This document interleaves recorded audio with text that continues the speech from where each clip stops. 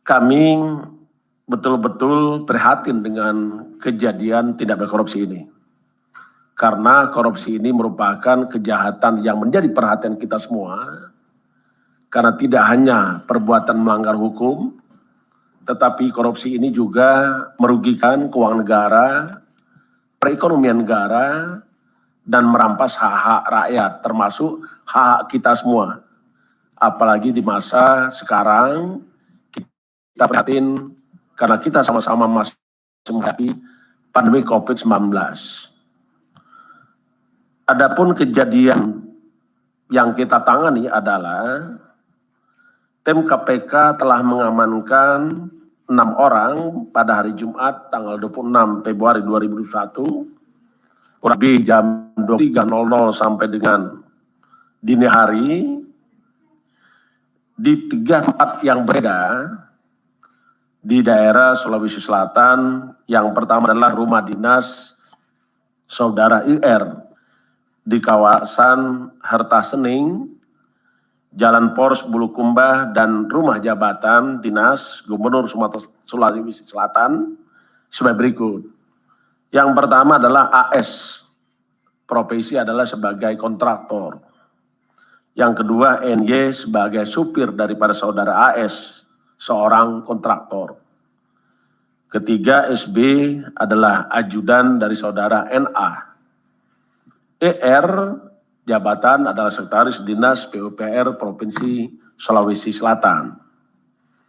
F pekerjaan adalah sopir dari keluarga saudara IR. NA adalah Gubernur Sulawesi Selatan. Adapun kronologis tangkap tangan pada hari Jumat tanggal 26 Februari 2021, tim KPK menerima informasi dari masyarakat bahwa akan adanya dugaan terjadinya penerimaan sejumlah uang oleh penyelenggara negara yang diberikan oleh AS kepada NA melalui perantara saudara IR yang merupakan representatif dan sekaligus juga sebagai orang kepercayaan dari saudara NA. Pada pukul 24 waktu Indonesia Barat, AS bersama IF menuju ke salah satu rumah makan di Makassar, dan setiba di rumah makan tersebut telah ada saudara IR yang menunggu. Dengan beriringan mobil, IF mengemudikan mobil milik IR, sedangkan saudara AS dan IR bersama-sama dalam satu mobil milik AS menuju ke Jalan Hasanuddin Makassar. Dalam perjalanan tersebut, AS menyerahkan proposal terkait dengan beberapa proyek pekerjaan infrastruktur di Kabupaten Sinjai, Sulawesi Selatan, tahun anggaran 2021 kepada IR. Sekitar pukul 21.00 waktu Indonesia Barat, IF kemudian mengambil koper yang diduga berisi uang dari dalam mobil milik AS yang selanjutnya dipindahkan ke bagasi mobil milik IR di Jalan Hasanuddin. Pada kira pukul 23.00 waktu Indonesia Tengah, AS diamankan saat dalam perjalanan menuju Bulukumba, sedangkan sekitar pukul 00 waktu Indonesia Tengah, IR berserta uang dalam koper sejumlah sekitar 2 miliar rupiah turut disita dari rumah dinasnya. Pada sekitar 02.00 waktu Indonesia Tengah, saudara NA juga ikut diamankan oleh KPK dari rumah jabatan dinas Gubernur Sulawesi Selatan. Adapun konstruksi perkara setelah mengalami pemeriksaan dan pengumpulan barang bukti, maka kami sampaikan sebagai berikut. AS Direktur PT APB telah lama kenal baik dengan saudara NA yang berkeinginan mendapatkan beberapa proyek pekerjaan infrastruktur di Sulawesi Selatan tahun 2021. AS sebelumnya telah mengerjakan beberapa proyek di Sulawesi Selatan, di antaranya peningkatan jalan ruas Palampang Monte, Bonto Lempangan di Kabupaten Sinjai, Bulukumba, dana anggaran khusus DAK tahun 2019 sebesar 28,9 miliar. Berikutnya pembangunan jalan ruas Palampang Monte, Bonto Lempangan tahun 2020 dengan nilai proyek 15,7 miliar. Yang ketiga, pembangunan ruas jalan Palampang Monte, Bonto Lempangan, satu paket APBD Provinsi Sulawesi Selatan dengan nilai 19 miliar. Berikutnya, pembangunan jalan pedestrian dan penerangan jalan kawasan wisata Bira, dana bantuan keuangan Provinsi Sulawesi Selatan tahun 2020 kepada Kabupaten Bulukumba. Tahun anggaran 2020 ini dengan nilai proyek 20,8 miliar. Yang selanjutnya, pekerjaan dikerjakan oleh AS juga adalah rehabilitasi jalan parkiran 1 dan pembangunan jalan parkiran 2, kawasan wisata Bira, anggaran bantuan keuangan Provinsi Sulawesi Selatan tahun 2020 kepada Kabupaten Bulukumba tahun anggaran 2020 dengan nilai proyek 7,1 miliar.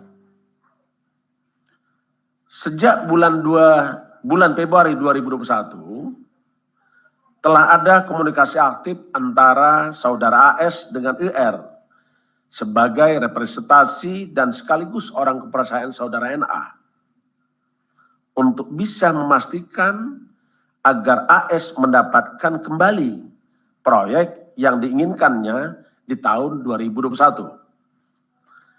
Dalam beberapa komunikasi, diduga ada tawar-menawar fee untuk penentuan masing-masing dalil nilai proyek yang nantinya akan dikerjakan oleh AS.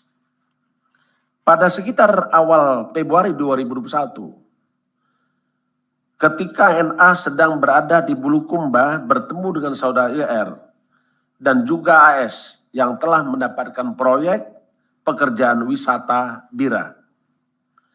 NA menyampaikan pada IR bahwa kelanjutan proyek wisata Bira akan kembali dikerjakan oleh AS yang kemudian NA memberikan persetujuan dan memerintahkan IR untuk segera mempercepat pembuatan dokumen detail engineering design yang akan dilelang pada APBD tahun 2022. Di samping itu, pada akhir Februari 2021, ketika ER bertemu dengan NA, disampaikan bahwa proyek yang dikerjakan oleh AS di Bulukumba sudah diberikan kepada pihak lain. Saat itu NA mengatakan yang penting operasional kegiatan NA tetap bisa dibantu oleh AS. AS selanjutnya pada tanggal 26 Februari 2001 diduga menyerahkan uang sebesar 2 miliar rupiah kepada NA melalui saudara IR. Selain itu, NA juga diduga menerima uang dari kontraktor lain, di antaranya sebagai berikut. Pertama, pada akhir 2020, NA menerima uang sebesar 200 juta rupiah. Kemudian pertengahan Februari 2001, NA melalui SB menerima uang 1 miliar.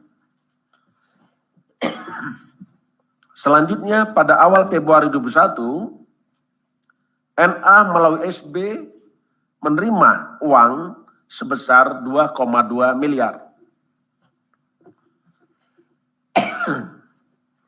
Berdasarkan keterangan para saksi dan bukti yang cukup, maka KPK berkeyakinan bahwa tersangka dalam perkara ini sebanyak 3 orang.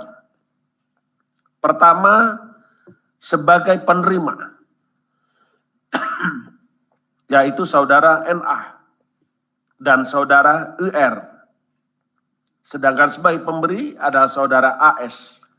Adapun para tersangka tersebut disangkakan saudara NA dan UR disangkakan melanggar pasal 12 huruf A dan pasal 12 huruf B atau pasal 11 dan pasal 12 B besar Undang-Undang Nomor 31 1999 pemberantasan tindak pidana korupsi sebagaimana telah diubah dengan Undang-Undang Nomor 20 tahun 2001 tentang perubahan atas Undang-Undang 31 tahun 1999 tentang pemberantasan tindak pidana korupsi. Yonto pasal 55 ayat 1 ke 1 KUHP. Sedangkan sebagai pemberi, saudara AS disangkakan melanggar pasal 5 ayat 1 huruf A atau pasal 5 ayat 1 huruf B atau pasal 13 Undang-Undang 31 tahun 99 tentang tindak pidana pemberantasan tindak pidana korupsi sebagaimana telah diubah dengan Undang-Undang Nomor 20 tahun 2001 tentang perubahan atas Undang-Undang 31 tahun 99 tentang pemberantasan tindak pidana korupsi. Yonto pasal 5 ayat 1 ke 1 KUHP. Para tersangka NA, R, dan AS dilakukan penahanan selama 20 hari. Pertama, terhitung sejak tanggal 27 Februari 2021 sampai 18 Maret 2021. Saudara NA akan ditahan di rutan cabang KPK, cabang Pomdam Jaya Guntur.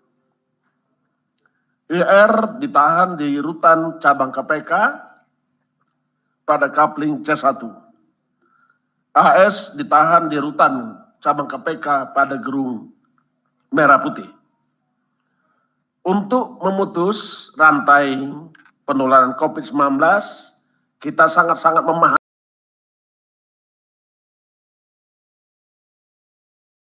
itu, maka setiap orang yang ditahan oleh KPK perlu dipastikan tidak tertular atau tidak menyebarkan pandemi COVID-19. Karenanya para tersangka akan mengalami dan menjalani dilakukan isolasi mandiri di rutan KPK Kapling C1. Kami sampaikan kepada rekan-rekan semua bahwa KPK dalam pemberantasan korupsi kita tetap berkomitmen dan kita tidak akan pernah habis tenaga, pikiran, dalam rangka pemberantasan korupsi. Kami juga sangat berharap kepada seluruh masyarakat apabila menemukan ada dugaan tindak pidana korupsi, beritahu KPK. Mata KPK memang terbatas, tidak lebih dari 1.652 pasang mata. Tetapi KPK punya mata rakyat. Itulah informasi yang kita tunggu dari rakyat. Dan KPK sampai hari ini tetap berharap partisipasi masyarakat dan KPK mengucapkan terima kasih kepada rekan-rekan media seluruh rakyat Indonesia dimanapun berada yang telah membantu pemberantasan tindak pidana korupsi. Saya kira itu yang ingin kami sampaikan. Dan kami tetap berharap dukungan dari seluruh rakyat Indonesia untuk mewujudkan NKRI bebas dari korupsi. Terima kasih. Baik, terima kasih kepada Ketua yang telah menyampaikan beberapa poin terkait dengan perkembangan penanganan kegiatan tangkap tangan di Sulawesi Selatan. Sebelum nanti pertanyaan ya Mas Mario, kami akan tunjukkan barang bukti lebih dahulu dari kegiatan ini.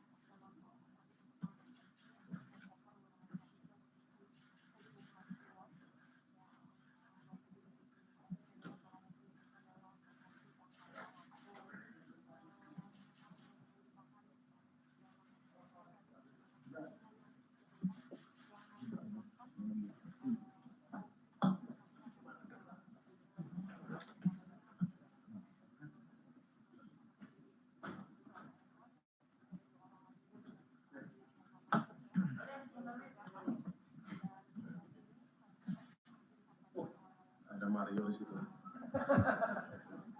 Mario selalu nomor 1 kalau bertanya ya. Tapi jawabnya gimana? Ya tajam, Pak. Oke, Ya. Baik, berikutnya kami silahkan 3 orang penanya untuk satu sesi ya. 1, Mas Mario. Di belakang, Mas Sabir ya. Oke, 1 lagi yang di tengah, ada? Atau 2 dulu? 2 dulu ya, sebelah kanan. Ya, terima kasih. Selamat malam. Saya Mario dari Metro TV. Saya ingin menanyakan soal tadi ada pernyataan dari Pak Ketua yang menyatakan ada sejumlah proyek, bahkan terakhir ada proyek yang jauh direncanakan 2019 terkait Bulukumba yang dikatakan kemudian ternyata proyek itu tidak jatuh ke AS, tapi diberikan kepada kontraktor lain. Artinya bahwa sebelum peristiwa OTT ini sudah ada pemberian-pemberian yang diterima oleh NA. Dan informasi yang saya dapat adalah ada beberapa kontraktor yang diantaranya adalah PT Banteng Laut Indonesia. Dan ada pun yang diduga melakukan pemberian adalah saudara YG atau Yoga Gumlar kalau nggak salah yang memberikan juga uang. Yang kita tahu bahwa perusahaan Banteng Laut Indonesia ini dimiliki oleh Suni Tanuwijaya. Bahkan direkturnya ini sendiri merupakan sekretaris staf DPRD Pemprov DKI. Nah, ini cukup menarik, saya lihat bahwa ada antar perusahaan ini dimiliki oleh partai-partai yang kita tahu bahwa staf fraksi bernama YG ini merupakan staf di Pemprov DPRD DKI. Lucu nih, agak lucu nih. Dan diduga itu sudah berhubungan jauh dengan saudara NA. Nah, pertanyaan saya, apakah benar salah satu kontraktor yang dimaksud oleh ketua itu adalah PT Banteng Laut Indonesia? Nah, kemudian apakah KPK juga akan melakukan pengembangan pertama ke proyek lain, bahwa tidak hanya pembangunan proyek infrastruktur, karena menurut saya ada banyak proyek yang juga dalam kurun waktu 2019, 2020, dan 2021. Seperti misalkan proyek cukup besar itu kan Makassar Newport, itu 2,8 triliun. Apakah sini juga ada pengembangan, misalkan dianggap indikasinya cukup clear atau memang ada kaitan-kaitan dengan para kontraktor ini? Kalau dilihat dari kronologis yang Pak Ketua katakan, bahwa peran saudara ER kalau nggak salah yang kepala di sini cukup aktif bersentuhan, melakukan sentuhan bersama para kontraktor. Ya, pertanyaan saya 2 dulu Pak Ketua, mungkin kawan yang lain bisa. Baik, terima kasih Mas Mario. Di belakang tadi, Sabir. Silakan Mas. Assalamualaikum warahmatullahi wabarakatuh. Terima kasih Pak Firly, Pak Deputi, Pak Karyato, Pak Ali. Saya langsung saja. Kenapa Pak Gubernur tidak ditangkap di Lego-Lego? Kenapa harus memilih di Rujak? Dan apakah benar tim KPK dihadang pada saat masuk di Lego-Lego? Itu pertanyaan yang satu saling berkaitan. Yang kedua, kenapa Agung Sucipto alias Pak Anggo ini harus ditangkap di perjalanan saat ke Bulukumba? Kenapa tidak ditangkap di rumah makan nelayan pada saat bersama dengan tersangka Edi Rahmat? Kenapa harus ditangkap di perjalanan? Itu pertanyaan kedua. Yang ketiga, apakah benar ada kontraktor lain inisialnya HS aliasnya A juga terkait dengan pemberian uang yang sebelumnya terjadi kepada Pak NA, Pak Gubernur Pak Nurdin Abdullah? Yang keempat, apakah benar proyek lainnya ada yang terkait dengan proyek Puncak kalau saya tidak salah, yang kontraktornya adalah P. Kalau P, inisialnya P, saya tidak ingin menyebutkan nama lengkapnya. Dan itu sudah diketahui oleh Pak Gubernur dan Pak Edi. Apakah benar pada tanggal 15 sempat ada komunikasi dan pertemuan untuk pembahasan itu, yang dimana Pak Gubernur memerintahkan agar kepala dinasnya, Pak Profesor juga, untuk mencairkan penganggarannya. Jadi ada 4 pertanyaan. Berikutnya Pak Firly, Pak Deputi, apakah benar penyelidikan sudah dimulai sejak beberapa bulan lalu? Kalau benar, sejak kapan? Karena ada info dari sana bahwa surat yang disampaikan ketika penangkapan kepada Pak NA itu tertulis 1 Oktober 2020. Apakah benar itu? Itu kelima. Yang keenam, mohon maaf Pak Firly, Pak Gubernur ini kan seringkali diundang dalam program pencegahan korupsi KPK. Mendapat penghargaan dari KPK, nilai MCP-nya sangat tinggi. Tahun 2019 kalau saya tidak salah ada penyelamatan 6,9 triliun begitu. Artinya kan sebenarnya KPK sudah mengingatkan sejak lama, pendampingan sudah lama. Nah, kenapa masih terjadi seperti ini? Terakhir dari saya, sebenarnya di mana posisi keaktifan dari Pak Gubernur ini, Pak? Karena kan pasal yang disangkakan kan pertama pasal 12 ayat 1 huruf A, itu kan pasal aktif. Dan kenapa harus diterapkan pasal 12B, gratifikasi Pak? Sedangkan kalau disebutkan tadi itu, ini kan pemburuan suap, kok tiba-tiba ada gratifikasi gitu Pak? Mohon penjelasannya. Terima kasih. Oke, terima kasih Mas Sabir. Saya beri kesempatan 1 orang penanya lagi, karena tadi saya beri kesempatan 3 orang. Ada yang mau bertanya? Silakan. Oke ya, cukup ya.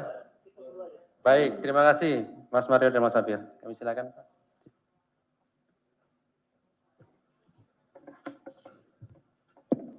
Terima kasih kepada Saudara Mario yang tadi cukup komprehensif pertanyaannya. Tentu setiap informasi yang diterima oleh KPK termasuk malam hari ini dari rekan-rekan wartawan, tentu kita tampung dan kita akan tindak lanjuti dengan cara pendalaman. Tentu kalau yang kita sampaikan hari ini adalah perkara yang ditangani oleh KPK terkait dengan tindak pidana korupsi berupa dugaan pemberian hadiah atau janji yang dilakukan oleh para pihak kepada penyelenggara negara. Itu dulu yang pertama. Tetapi kita memang tidak pernah menutup diri untuk menerima informasi dari seluruh masyarakat, termasuk rekan-rekan media. Karena pada prinsipnya tidak ada orang bisa sukses tanpa orang lain, termasuk KPK. Karenanya kita sangat-sangat memberikan apresiasi apa yang disampaikan oleh informasi oleh Mas Mario maupun Mas Sabir tadi. Terima kasih itu. Itu akan kita lanjutin. Tetapi hari ini kita sedang menangani perkara yang sebagaimana tadi saya sebutkan adalah dugaan penerima hadiah yang dilakukan oleh saudara NA, IR, dan juga termasuk dengan saudara AS tadi itu. Kenapa ini menjadi penting? Karena kita prinsip bahwa the sunrise and the sunset principle itu harus ditetapkan. Seketika orang ditetapkan sebagai tersangka, maka dia harus memiliki hak yang sama untuk mendapatkan pemeriksaan secara cepat dan tetap dihormati hak asasi manusianya, dan juga kita tetap mendukung dan menjunjung tinggi terkait dengan asas praduga tak bersalah. Itu prinsip. Yang berikutnya tadi disampaikan oleh Pak Sabir terkait dengan beberapa hal tentang penyelidikan. Ada informasi 1 Oktober 2020, kami ingin sampaikan bahwa proses penyelidikan itu adalah serangkaian tindakan penyelidik dalam rangka menemukan suatu peristiwa dan menentukan peristiwa ini adalah peristiwa pidana guna dilakukan untuk penyidikan. Jadi saya kira itu, Mas. Yang berikutnya, kalau tadi disampaikan terkait dengan prestasi atau apresiasi yang pernah diterima oleh saudara NA, termasuk dengan beberapa penghargaan, tentu itu diberikan sesuai dengan prestasi dan waktu, tempat tertentu. Jadi kita memang memberikan apresiasi dengan seluruh pejabat negara yang dinilai untuk berprestasi. Tetapi coba ingat bahwa korupsi itu disebabkan karena ada kekuasaan. Korupsi itu disebabkan karena ada kesempatan. Korupsi itu terjadi karena ada keserakahan, ada kebutuhan. Dan yang paling penting lagi adalah jangan berpikir bahwa setiap orang yang sudah menerima penghargaan tidak akan melakukan korupsi. Kenapa? Karena korupsi adalah pertemuan antara kekuasaan dan kesempatan, serta minusnya integritas. Jadi kalau boleh saya katakan rumusnya adalah corruption equal to power plus opportunity minus integrity. Jadi siapapun. Sehingga saya berharap kepada seluruh penyelenggara negara, kita diberikan mandat amanat rakyat. Maka peganglah amanah itu, jauhi perilaku korupsi, karena korupsi, tindak pidana korupsi itu setidak-tidaknya ada 30 jenis tindak pidana korupsi. Sebagaimana diatur dalam Undang-Undang 31 tahun 1999 yang telah dirubah dengan Undang-Undang 20 tahun 2001. Jumlahnya ada 30 jenis. Nah, ini hal yang paling penting adalah bagaimana penyelenggara tetap berkomitmen untuk tidak melakukan korupsi dan dia terus membangun, menjaga, serta memelihara amanah rakyat, integritas dirinya. Hanya itu yang kami ingin sampaikan. Karena pemberantasan korupsi itu tidak hanya dilakukan dengan tindakan, tapi kita juga melakukan pendidikan masyarakat supaya meningkatkan integritas para penyelenggara negara, aparatur pemerintah, supaya integritas meningkat, tidak melakukan korupsi. Yang kedua, kita lakukan dengan cara pencegahan, yaitu melakukan perbaikan sistem supaya tidak terjadi peluang dan tidak terjadi kesempatan untuk orang melakukan korupsi. Yang terakhir, bukan ini urutan, bukan. Tindakan-tindakan secara tegas dan proporsional. Jadi siapapun yang melakukan tindak pidana korupsi, kami tidak pernah pandang bulu. Karena itu adalah prinsip kerja KPK. Siapapun yang melakukan tindak pidana korupsi, pasti kita minta pertanggungjawaban sebagaimana ketentuan undang-undang. Saya kira itu. Kalau ada yang belum lengkap, nanti bisa ketemu lagi. Karena ada hal yang perlu disampaikan lagi, kami sangat terbuka menerimanya. Ya. Tadi soal penghargaan-penghargaan yang diberikan pada waktu tertentu, artinya pada saat itulah. Ya, pada saat itu. Ini kan udah sekarang saat ini nih, ya Siap. kan? Kira-kira penghargaan KPK itu akan dicabut nggak kira-kira? Ini kan saat ini nih, kalau kemarin kan saat itu. Satu. Terus kedua, berkaitan dengan prinsip proses penyidikan cepat. Ini kira-kira habis kompers masih lama nggak? Ya ini harapan teman-teman. Ya dua itu aja Pak, itu penting banget karena kita udah lelah. Yang kedua terkait prinsip proses penyidikan yang efektif dan cepat. Kira-kira masih lama nggak nih? Habis ini dikeluarin nggak nih? Kita udah capek nih, udah lelah dari pagi. Itu aja.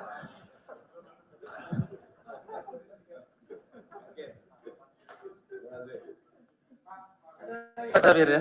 Pak Sabir.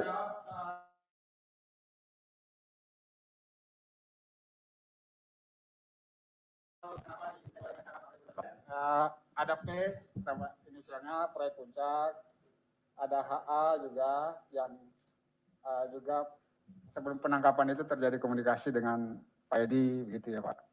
Itu Pak. Mas Abi, terima kasih atas responnya. Kalau semakin banyak respon itu berarti semakin cinta rekan-rekan kepada KPK. Itu poin pertama. Yang kedua, kalau terkait dengan siapa yang ditangkap, siapa yang belum ditangkap, yang berbicara adalah status seseorang.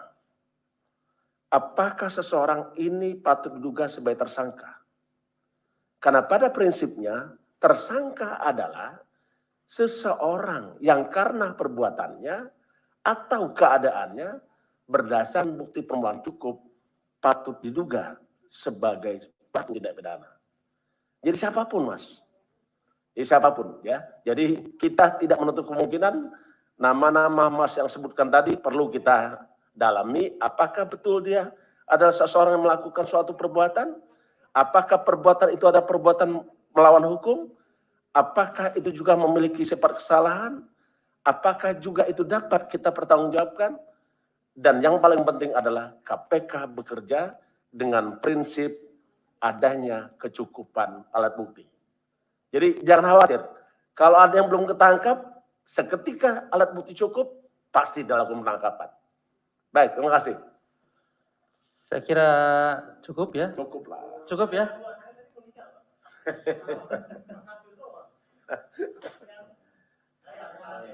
Ya. Oke. Oke. Saya kira cukup. Cukup ya. Ya, terima kasih. Baik. Terima kasih. Terima kasih atas dukungan kawan-kawan. Sampai menunggu sehingga dini hari. Ya, terima kasih. Baik. Terima kasih Pak Ketua dan Pak Deputi Bidang dan rekan-rekan semuanya yang hadir pada pagi hari ini. Assalamualaikum warahmatullahi wabarakatuh.